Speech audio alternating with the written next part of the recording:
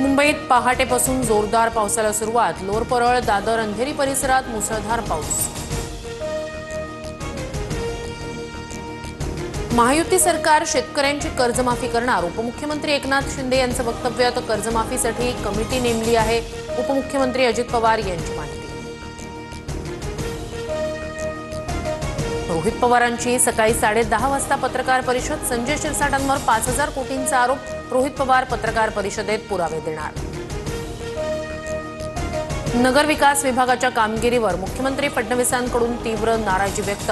केंद्राच्या निधीतून योजनांचं काम योग्य प्रकारे होत नसल्यानं कामकाजात सुधारणा करण्याचे फडणवीसांचे निर्देश. सूत्रांची माहिती.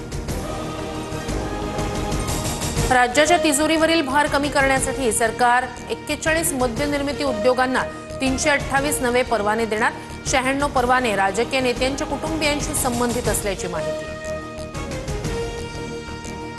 मुख्यमंत्री अजित पवार कोल्हापूर दौऱ्यावर. कोल्हापुरात अजित पवारांचा जनता दरबार.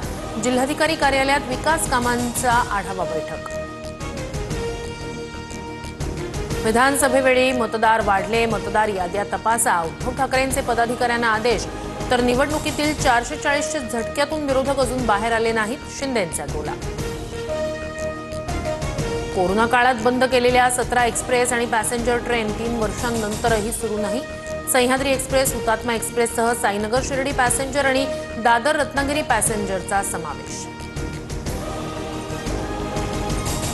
गणेशोत्सवानिमित्त कोकणात जाण्यासाठी दिवा चिपळूण मेमू गाडीत प्रवाशांची गर्दी. प्रवाशांचा रेल्वे डब्यात खाली बसून प्रवास.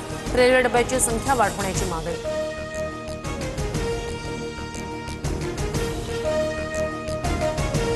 ड्रीम 11नं बीसीसीआय सोबतचा प्रायोजकत्व करार संपवला. आशिया चषकात भारतीय संघाच्या जर्सीवर नवा प्रायोजक दिसणार.